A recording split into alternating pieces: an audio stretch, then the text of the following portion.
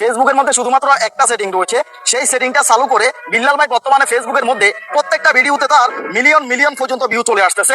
বিল্লাল ভাই যে এই একটা মাত্র সেটিং যে তিনি চালু করছে ভাই, এটা প্রত্যেকটা মানুষেরই জানা দরকার।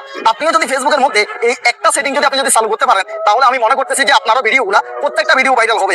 ভাই ফেসবুকের মধ্যে শুধুমাত্র আপনি যদি গাদার মতো যদি পরিশ্রম করেন, তাহলে এখানে আপনি কিছুই করতে পারবেন না।